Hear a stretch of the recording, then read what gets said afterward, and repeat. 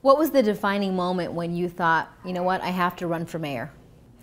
I am running for mayor for the same reason why I entered public service, and that is a belief that we can do better, that our economy doesn't have to have such incredible highs and lows, and we're just beginning to dig out of a very, very low point in our economic history. We can build a more diverse economy, we can build a more sustainable economy, but we need to make smarter decisions. And that's what I've always done since I've been on the city council, and that's what I want to do as mayor, is to lead this community to a more stable, diverse economy so that we can better withstand these economic highs and lows.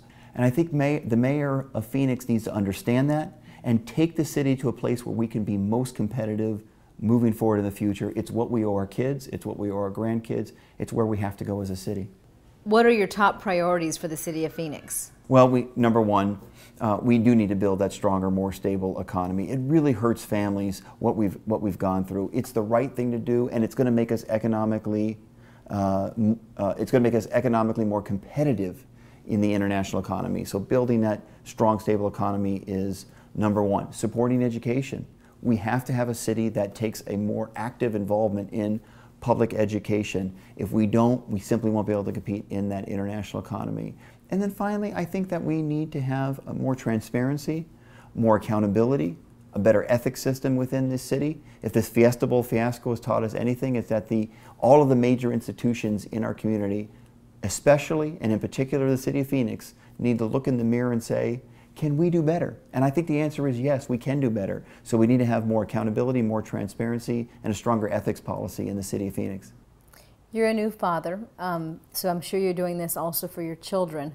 Where do you want the city of Phoenix to be in 20 years from now? You know, I do have two young kids, Trevor, who's 4, Violet, 10 months, and sometimes I get asked, is this really the right time to be running for mayor when you have 2 young kids? It's a fair question. My wife and I talked a lot about the implications on our family before making an important decision like this.